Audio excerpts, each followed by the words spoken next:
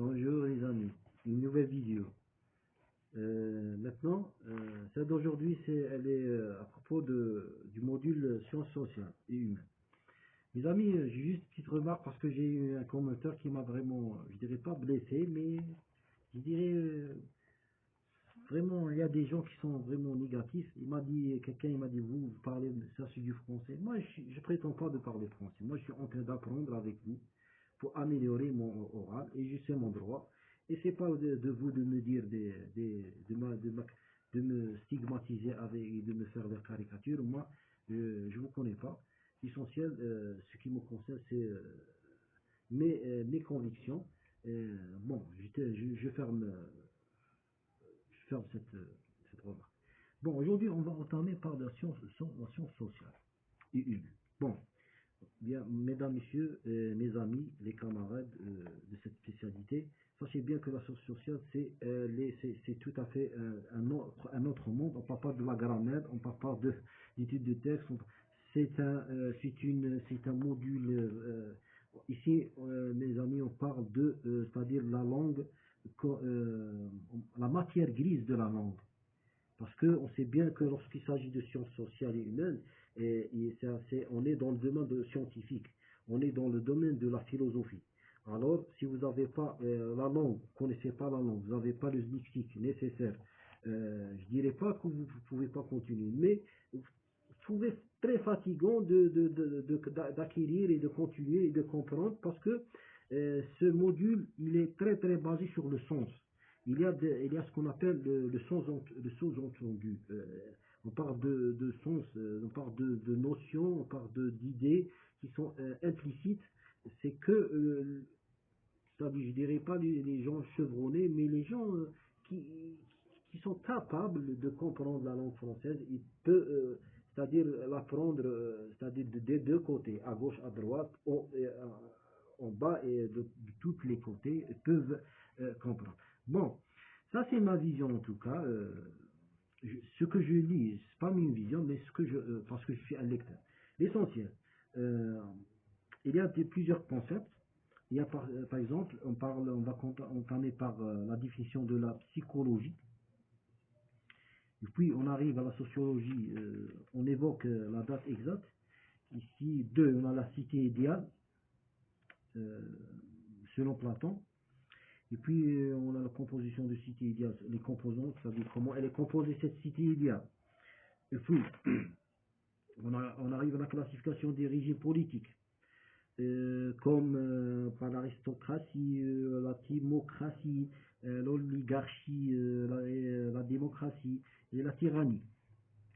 Et puis, on va donner des définitions par rapport à Aristote, l'époque où il a été, il a vécu, et puis la pensée la pensée politique d'Aristote. Et puis un autre titre, la vision d'Aristote vis-à-vis à la cité.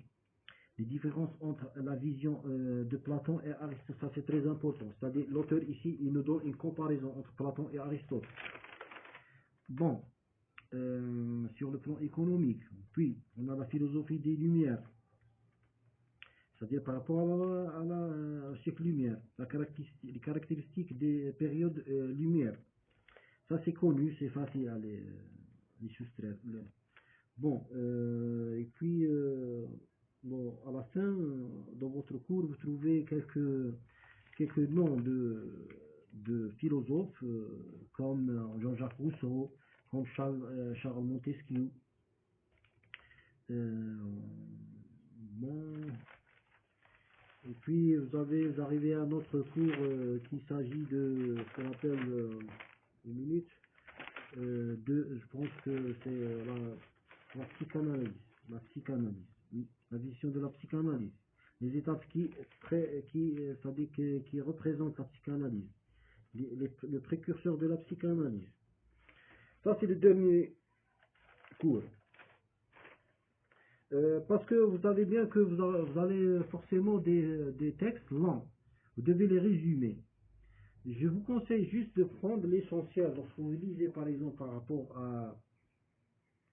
par rapport au concept, par rapport la psychologie, vous avez devant vous 3 à 4 pages avec une langue un peu difficile ou bien un style ou bien un registre un peu oratoire. Vous allez, vous allez entrer dans vous allez lire d'abord et mémoriser, non, bien faire ce qu'on appelle le résumé des idées essentielles, si vous pouvez. Alors si vous ne pouvez pas, vous pouvez vous continuer, c'est-à-dire me suivre et je vous dicte mes résumés personnels. Par exemple, on dit dans la définition de la psychologie est une science très récente.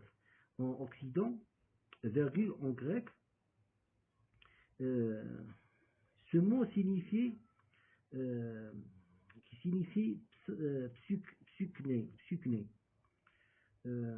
qui veut dire âme, et logos veut dire discours. Aujourd'hui, elle est décrite comme la science qui étudie les comportements humains et, et a vu le jour en Europe, bien sûr, à partir du 19e siècle. Mais là, quand on dit, qu'est-ce que je m'entends par ça? C'est-à-dire que la psychologie, elle est liée à ce qu'on appelle le comportement de l'individu, tout simplement. La définition de la sociologie de la littérature, parce qu'il faut distinguer. Il y a ce qu'on appelle la sociologie, qui est science générale. Il y a un autre, bien un sous-genre qui porte le nom de sociologie de littérature. C'est quoi la sociologie de littérature? La littérature en tant que fait social, elle vise à étudier globalement plusieurs concepts comme l'art, culture, les traditions, les mœurs, les relations entre les hommes, c'est ça, leur vision dans la société et tout ce qui l'entoure, aux alentours de l'homme, c'est-à-dire tradition, les rapports sociaux, l'étude des genres, etc.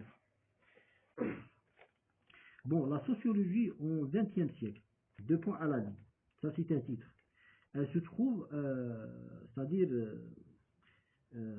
on peut dire, elle est liée à la littérature, en face de la sociologie avec des compréhensions différentes. euh, et en XXe siècle, c'est-à-dire, le, a fait un gros tournant au sein de l'Europe, et notamment en Allemagne et aussi en France. C'est par rapport à la sociologie. Hein. Euh, Maintenant, on parle de Platon. Platon, 2 points à la ligne, 428, 348 avant Jésus-Christ. Avant Jésus-Christ, c'est-à-dire avant la naissance de Jésus. C'est un philosophe grec issu d'une famille aristocrate. Il fut, ou bien il était, vous employez le passé singulier imparfait, l'élève de qui? De Cratyle. Et puis de Socrate. Après la mort de Socrate, il voyagea, c'est-à-dire il retourne à Athènes. Et il a fondu ce qu'on appelle l'académie vers 387 avant Jésus-Christ. C'est-à-dire que le mot académie, c'est à l'origine, il est grec. Bon. Maintenant, de la cité idéale. Selon Platon, présente sa pensée c'est-à-dire, selon Platon, cette cité idéale, à travers cette cité idéale, Platon, il est en train de présenter ses pensées, bien, d'abord, il a présenté sa pensée dans des ouvrages, intitulés par exemple La République et les lois. C'est-à-dire, il possède deux ouvrages, lorsqu'il parle de Platon. Les œuvres de Platon, bien, qu'est-ce qu'il a écrit, qu'est-ce qu'il a fait, qu'est-ce qu'il a comme œuvre, qu'est-ce qu'il a rédigé, c'est deux. On a deux, la République et les lois.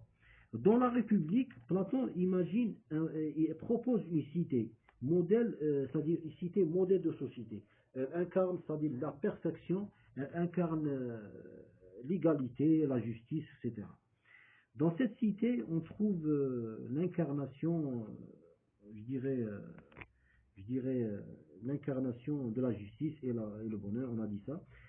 Dans les lois, il propose dans les lois, c'est-à-dire le deuxième ouvrage, intitulé Lois, il propose des lois et certaines réglementations qui vont mettre en marche cette cité.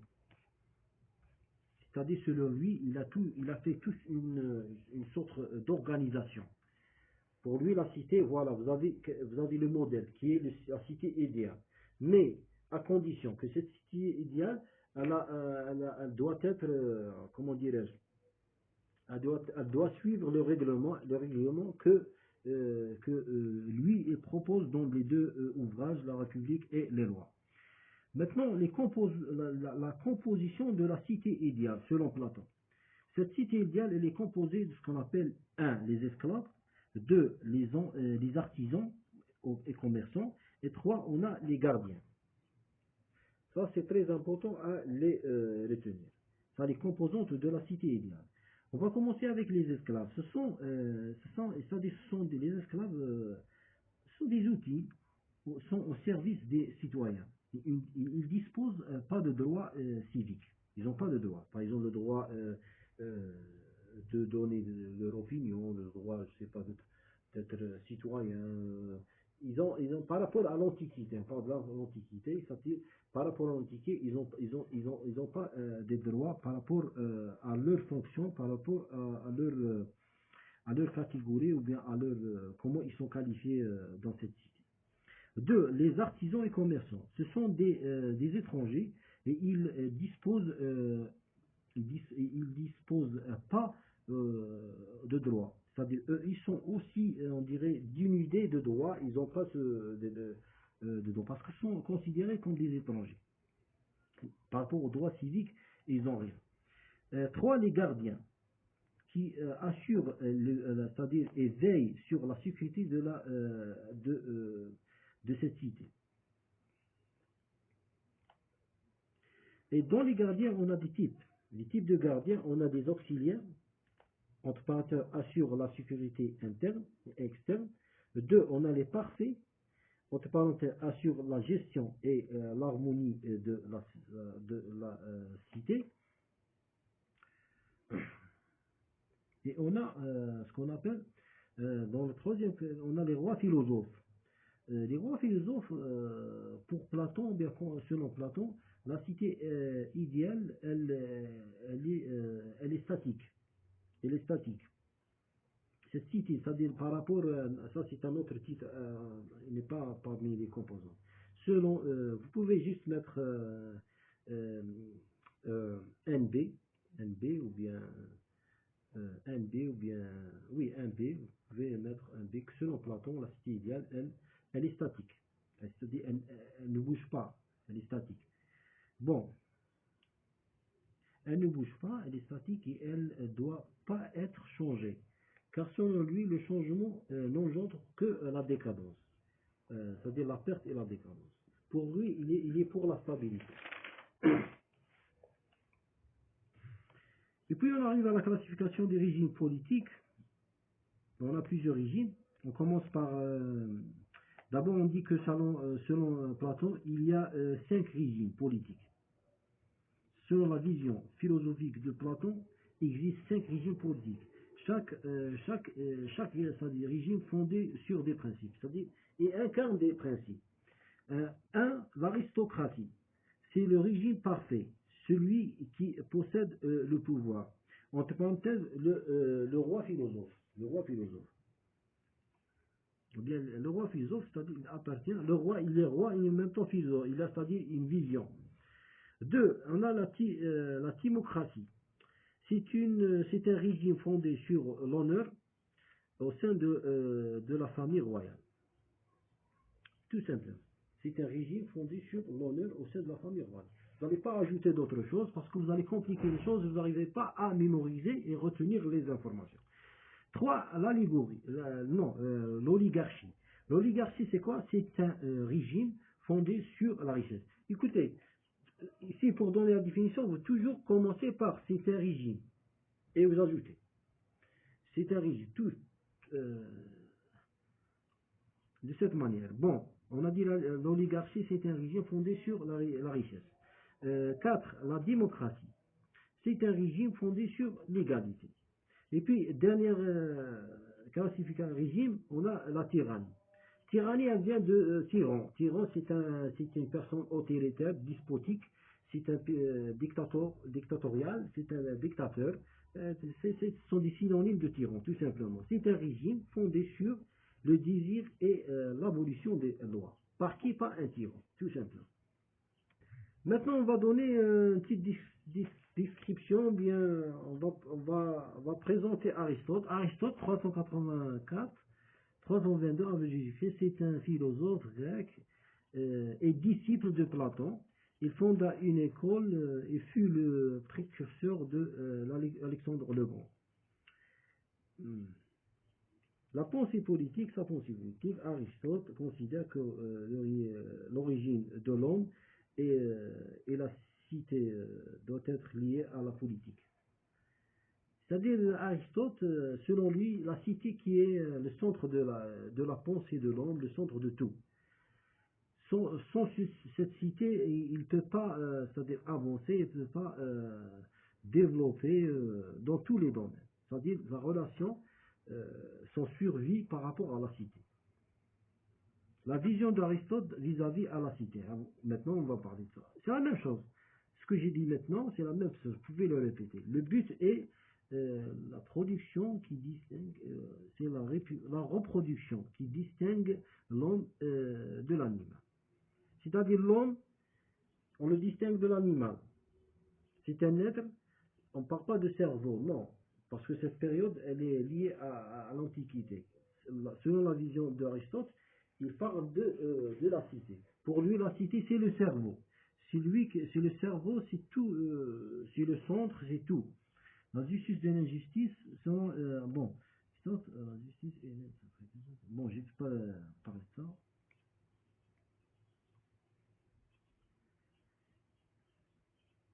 Bon, je vais ajouter ça. On a dit selon Aristote, la justice, elle est interprétée selon le besoin de l'individu, selon le besoin de l'individu. C'est-à-dire, selon Aristote, la justice.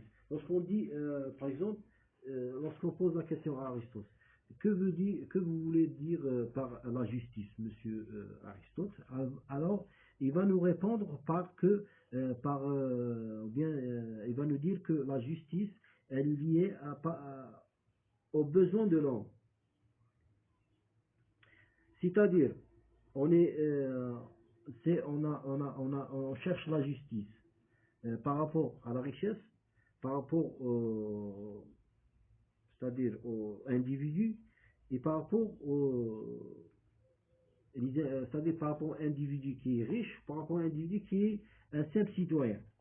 Le riche voit la justice comme un mérite, selon le riche, sa vision. Je suis riche, alors je mérite d'être riche. Le noble voit ça par rapport à la noblesse.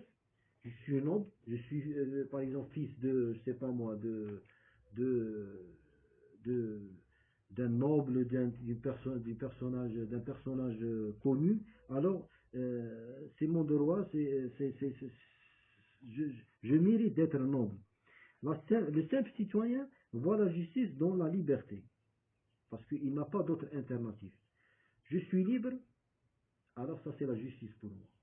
Et ça relève à ce qu'on appelle la vision des esclaves et les visions. Mais les esclaves dans la cité le modèle de cité évoqué par Platon, les esclaves, les commerçants, et toute cette manœuvre, non, ou bien ces outils n'existaient pas. Ils n'ont pas de rôle, n'ont pas de statut. C'est-à-dire ce qui compose cette cité ou bien la société à cette époque, c'est les riches ou bien les nobles. Bon, maintenant on va donner une petite distinction entre la vision de Platon et Aristote. Par rapport à Platon, il est idéaliste par rapport à la cité idéale, ou par tête, c'est-à-dire il cherche la perfection ou bien il nous présente la perfection.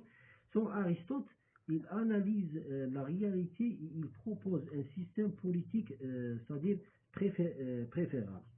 C'est-à-dire ici, on a Platon, il propose la cité, mais Aristote, il propose, je dirais, un système, un système. Et selon Platon, il faut chercher l'idéal. L'idéal, c'est-à-dire qu'il faut chercher la perfection, il faut chercher le meilleur du meilleur. Selon Aristote, l'idéal se cache lorsque on observe. Et aussi, je peux ajouter ici, selon Aristote, c'est-à-dire que l'idéal, selon Aristote, il faut le provoquer. Comme on doit provoquer, par exemple, les notions comme, je sais pas, la richesse, le bonheur, ça, ce sont des notions qu'on doit les provoquer. On arrive à un autre concept qui est sur le plan économique. C'est-à-dire toujours sur la vision d'Aristote, mais sur le plan économique.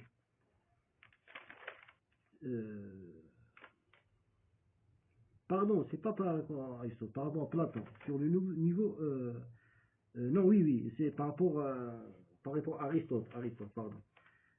Sur le niveau, bien le plan économique, selon Aristote, c'est-à-dire il faut faire la différence entre ce qu'on appelle concept économique et concept crématistique des richesses. Selon lui, la course de l'homme pour devenir un riche, c'est-à-dire pour devenir riche, le rend inhumain. C'est ça. Bon.